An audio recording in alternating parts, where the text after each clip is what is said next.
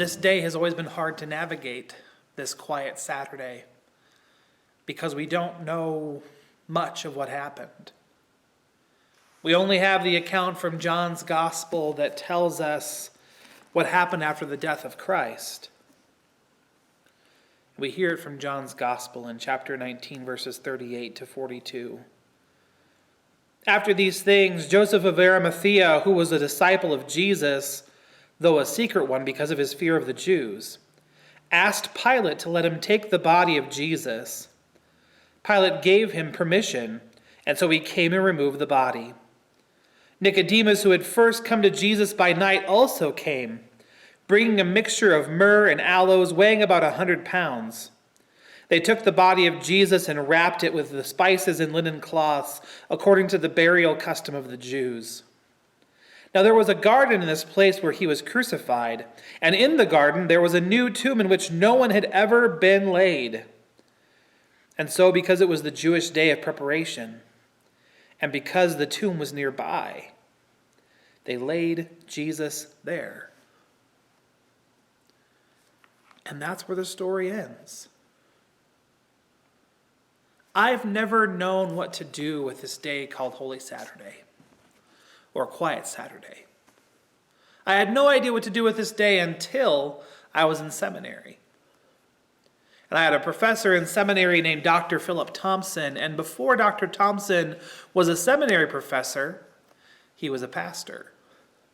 And he shared with us in class one time that during Holy Week at the church he served, he decided to have a service every single day of Holy Week, including this day, this quiet Saturday.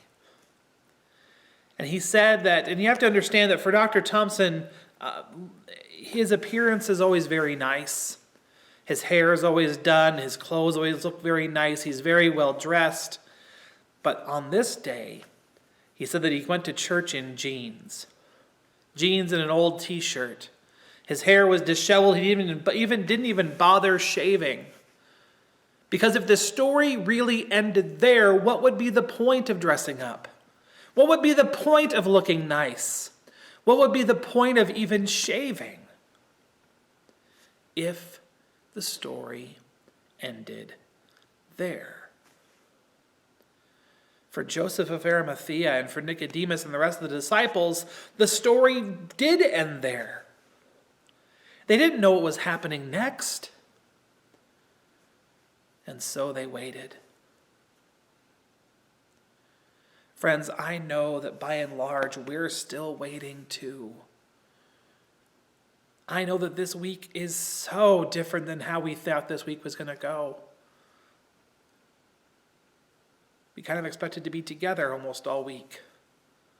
On Sunday and Thursday and Friday and then Easter Sunday. But that's not how it's going. But we know the story isn't over.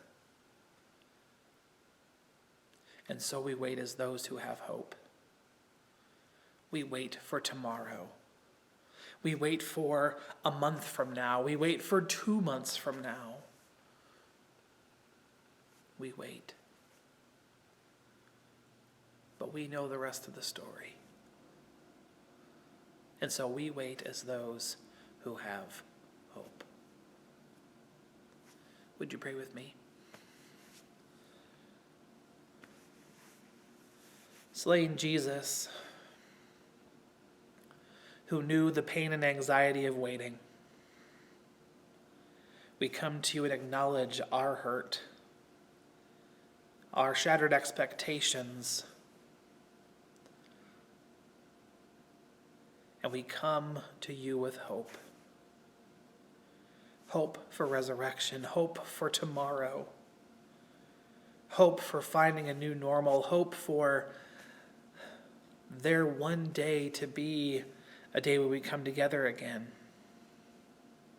in the ways that we've understood it before. But while we wait, we put our trust in you, and we wait as those who have hope. Amen. See you tomorrow.